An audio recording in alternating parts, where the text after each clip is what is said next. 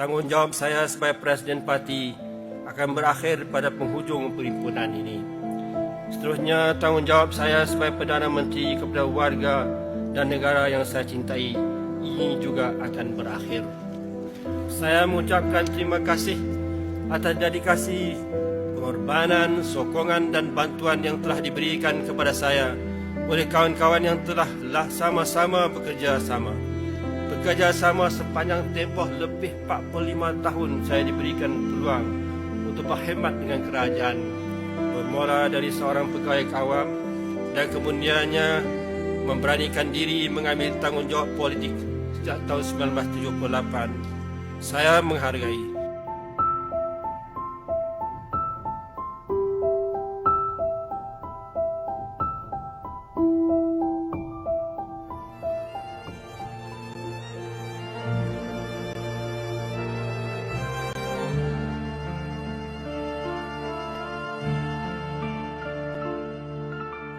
Aku cari bukan harta bertimbun-timbun untuk hidup kaya.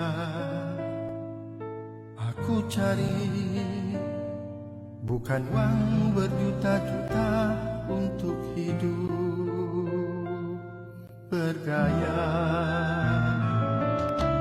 Aku cari bukan kawan-kawan untuk hidup sekadar berfoya-foya.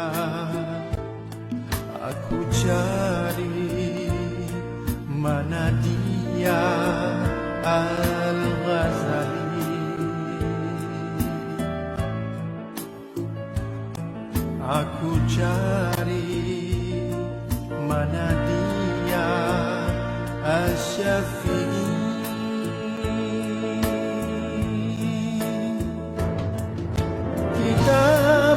Rahsia kitab suci, cari pedoman.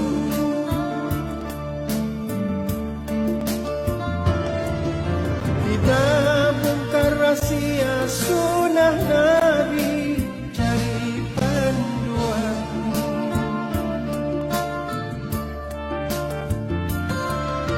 Aku hidup kerana Dia Rabbi, dialah teman, Dia wali. Dia mencukupi aku, hidup berarti menikmati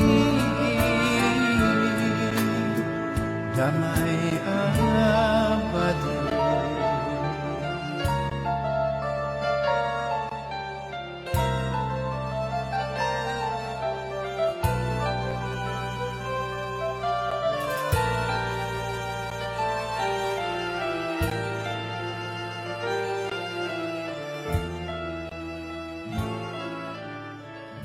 أعوذ بالله من الشيطان الرجيم.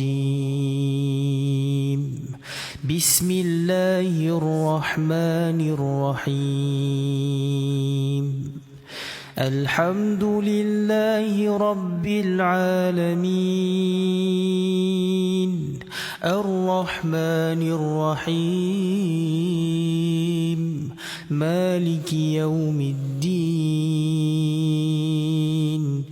إياك نعبد وإياك نستعين. اهدنا الصراط المستقيم. صراط الذين أنعمت عليهم غير المغضوب عليهم ولا الضالين.